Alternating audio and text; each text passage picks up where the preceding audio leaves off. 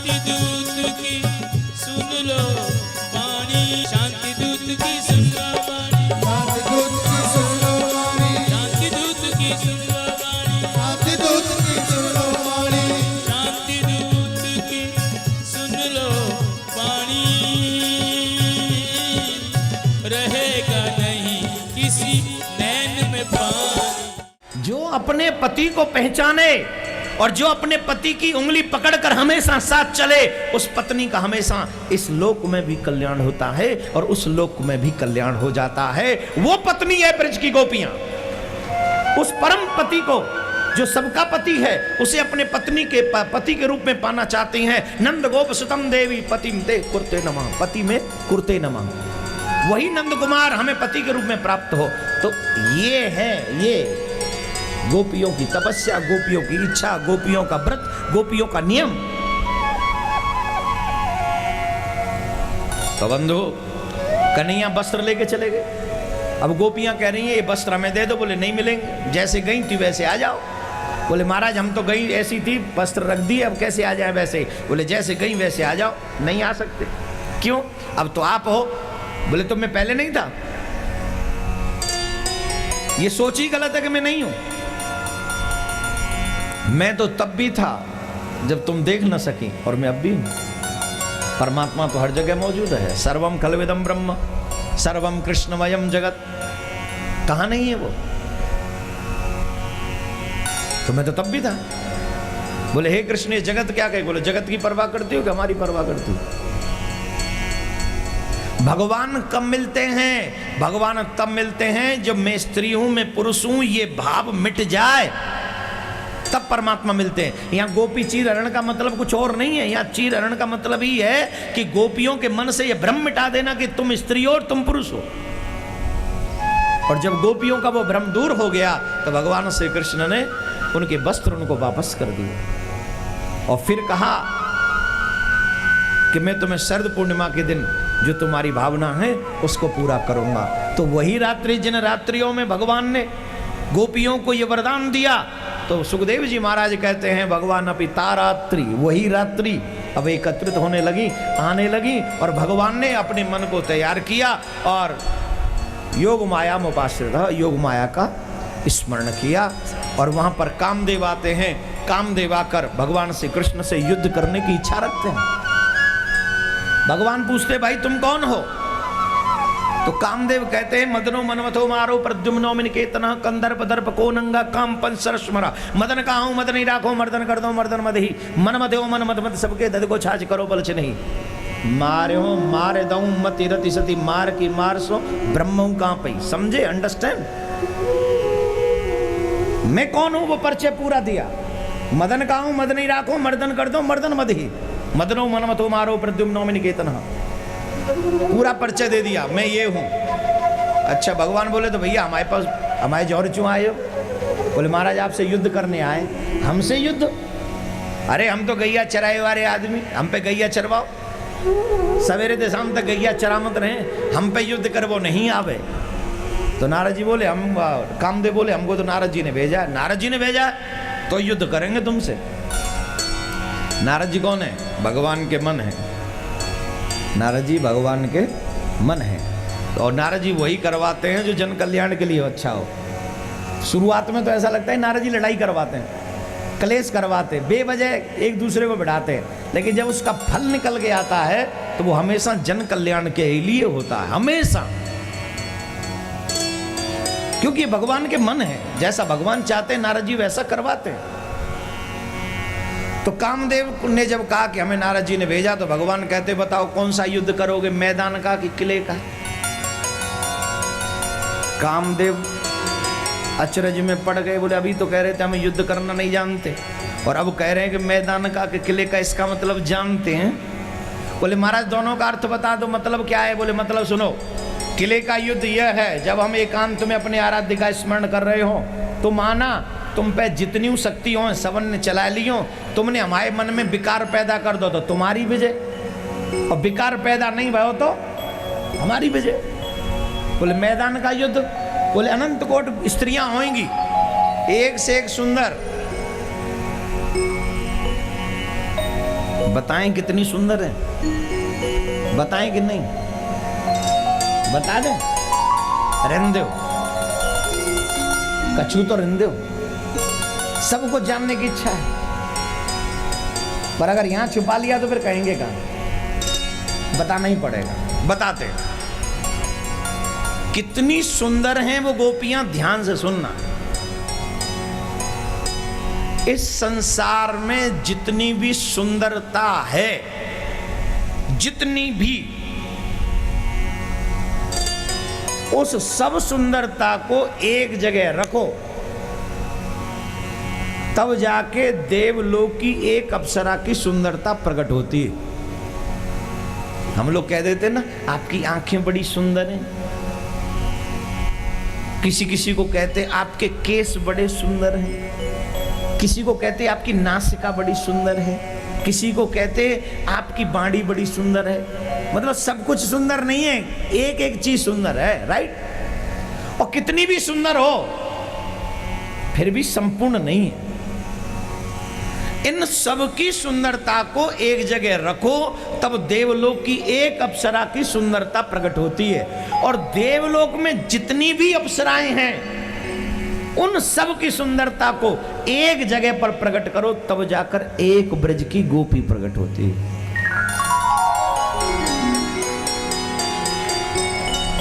तब जाकर ब्रज की एक गोपी, इतनी सुंदर है वो ब्रज की गोपी, और ऐसी एक नहीं है, अनंत कोट। और ऐसी अनंत कोट गोपियों के मध्य में भगवान श्री कृष्ण कामदेव को रास करने के लिए इनवाइट कर रहे हैं, उसके बीच में आना।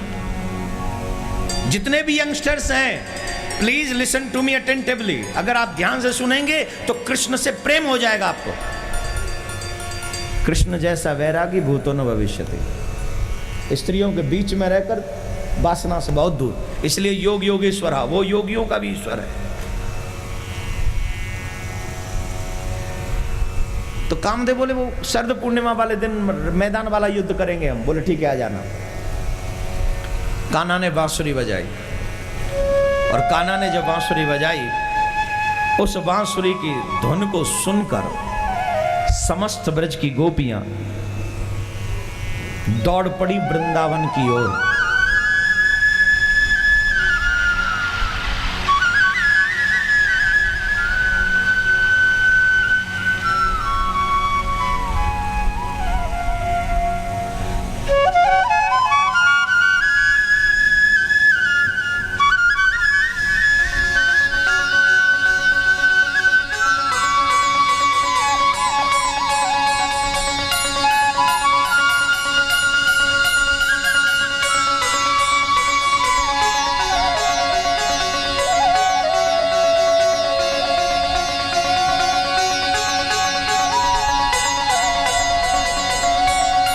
सभी बोलेंगे प्यार से, और जोर से बोलिए, और जोर से।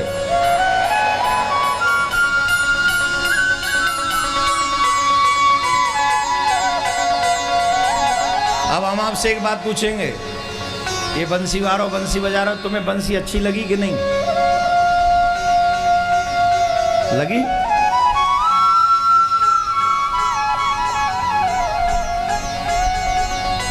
भगवान श्री कृष्ण को बंसी बहुत प्रिय है। क्यों प्रिय है? साधक अगर इस बात को समझेंगे, सुनेंगे, मतलब अच्छा लगेगा। भगवान को सबसे प्रिय अगर कृष्ण अवतार में कुछ रही तो वो बंसी। एक क्षण भी बंसी को छोड़ा नहीं, या तो अधरों पे रखी या फिर हृदय के पास रखी, या तो अधरों पे रखी या फिर हृदय के पास में यहां लगा के रखी। बंसी क्यों इतनी प्रिय है? उसके 3 गुण बहुत अच्छे महाराज।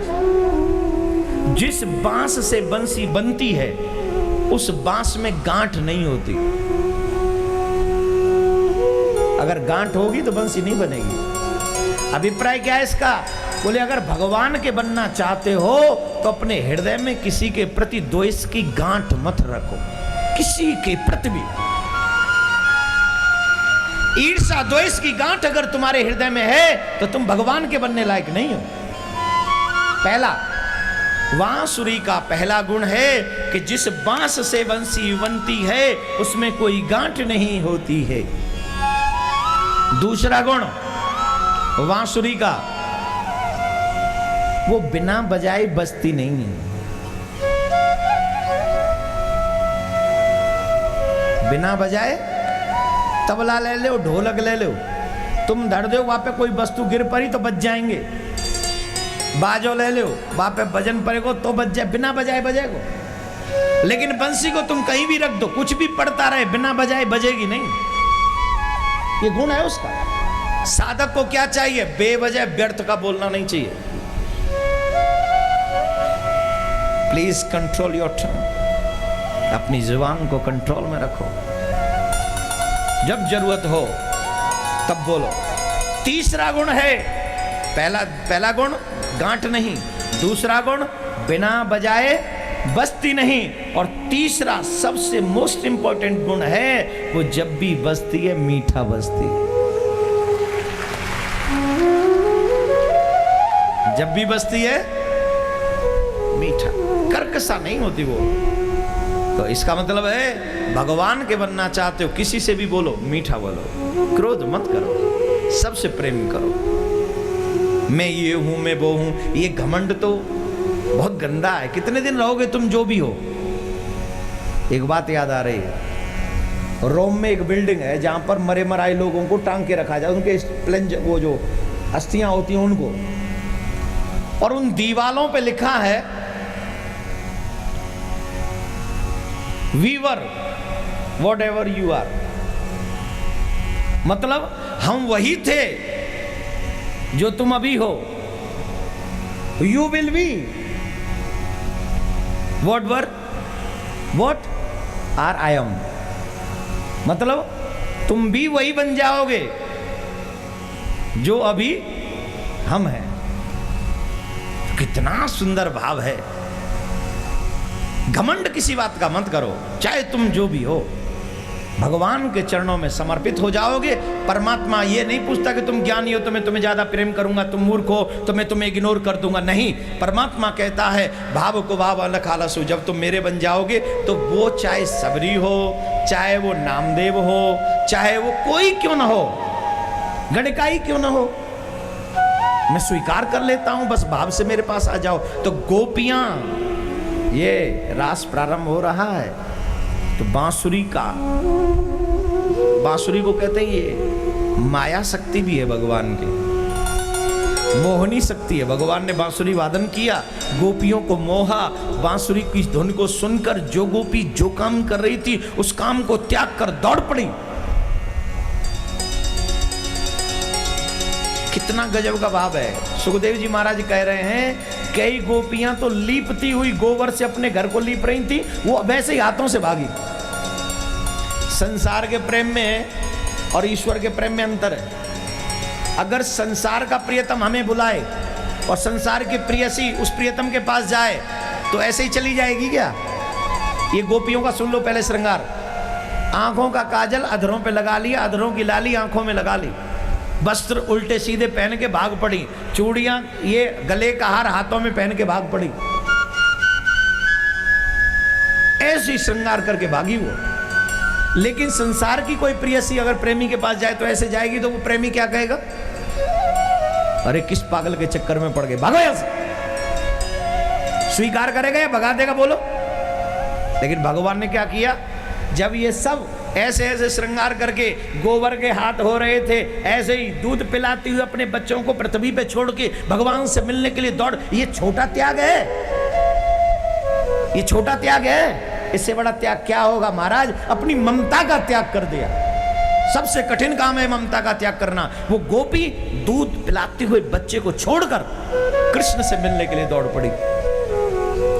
और जैसे ही कृष्ण ने देखा, भगवान ने देखा गोपियां आई हैं, वाह मेरे प्यारे, उसके स्वागत करने का स्टाइल तो अलग ही है। स्वागतम वो महावाग प्रियमेव करवाणि वः ब्रजस्यानामयं कजि भ्रूतागमन कारण। हे महाभागाओ, कौन कह रहे हैं? अखिल ब्रह्मांड नायक। कौन कह रहे हैं? जिनके एक इशारे से पृथ्वी प्रलय से परिपूर्ण हो जाती है, वो गोपियों को क्या संबोधन दे रहे हैं? महाभाग स्वागतम वो महाभाग। जिनको थोड़ा बहुत पैसा मिल जाए उनको हम क्या कहते थे? भाग्यशाली है। जिनको थोड़ा पद प्रतिष्ठा मिल जाए कहते बड़ा भाग्यशाली है। गोपियों को कृष्ण भाग्यशाली नहीं कह रहे हैं, महाभाग। दुनिया की कोई वस्तु मिल जाए तो आप भाग्यशाली हो सकते हो, लेकिन जिन्हें परमात्मा की प्राप्ति हो गई हो वही महाभाग्य है, वही महाभाग्य है। जोर से बोलना पड़ेगा। इतने लोग हैं और ऐसे बोलोगे तो भैया सबरी चली जाए। आनंद नहीं आया। अयोध्या में दोबारा आए कि नहीं आए हम? अब की बार तुम्हारी जय बता देगी कि हमें आना चाहिए कि नहीं। मतलब नहीं आना चाहिए। अरे एक बार हमको राम जी को कथा सुनानी थी, सो कल पूरी हो जाएगी। अब दोबारा ठाकुर जी मौका दे न दे उनकी मर्जी। महाराज श्री की कृपा से इस बार कथा सुना दी महाराज। अपनी इच्छा तो राम जी को कथा सुनाने की थी, सरकार चकाचक सुन रहे। अरेंजमेंट भी सरकार ने ले रखा है हाथ में। कल ऐसी गर्मी महाराज मूड घुमा दियो। तुम आई ऐसो घूम्यो जाके दवाई ली रात को, और आज देखो ठाकुर जी ने क्या करी आनंद कर दियो। देखो सूरज ते कह दई, हे सूर्य भगवान आप हमारे वंश में हमारे आराध्य हो, तो अब ने छिप जाओ। हमारे श्रोता कथा सुना रहे, हम सुन रहे, हम भी सुन रहे, हम श्रोता हैं, ये कथावाचक आओ वृंदावन दे पागल सो ने कथा सुन लन दो। देखो छाँव कर दई महाराज, चकाचक आनंद आ रहा आज। पूज्य महाराज श्री का स्वप्न विश्व में शांति और घर घर में भगवान के नाम का वास। इस संकल्प को एक महाअभियान बनाने का बीड़ा उठाया है श्रद्धेय शांति दूत श्री देवकी नंदन ठाकुर जी ने। भौतिकता के दौर में भटक रही युवा पीढ़ी को भी अपने महाअभियान से जोड़कर उनको भी भगवत भक्ति के रस से सराबोर करने का दृढ़ निश्चय किया है महाराज श्री ने। साथ ही विश्व शांति सेवा चैरिटेबल ट्रस्ट महाराज श्री की अध्यक्षता में अंतर्राष्ट्रीय स्तर पर भगवत भक्ति के प्रचार के साथ मानवता की सेवा के लिए भी प्रतिबद्ध है। जरूरतमंदों की सहायता और विषम परिस्थिति में महाराज श्री ने सदैव सबके लिए अपना हाथ बढ़ाया है। आप भी श्रद्धेय शांति दूत श्री देवकी नंदन ठाकुर जी के महाअभियान में अपना पुनीत सहयोग प्रदान कर सकते हैं। फाउंडर मेंबर 5,51,000 रुपए, समिति मेंबर 2,51,000 रुपए, कार्यकारिणी मेंबर 1,21,000 रुपए, सहकार्यकारिणी मेंबर 51,000 रुपए, आजीवन सदस्य 1,100 रुपए। आप अपना सहयोग विश्व शांति सेवा चैरिटेबल ट्रस्ट के भारतीय स्टेट बैंक मथुरा शाखा के खाता संख्या 3088094445 में जमा करा सकते हैं। मासिक पत्रिका शांति संदेश एवं महाराज श्री द्वारा गाए हुए सुंदर सुंदर भजनों की सीडी व श्रीमद् भागवत कथा एवं श्री राम कथा के डीवीडी सेट प्राप्त करने के लिए संपर्क करें। ज्योति music company, Shanti Seva Dham, Jhatikara, Vrindavan road, Vrindavan, Mathura, Uttar प्रदेश।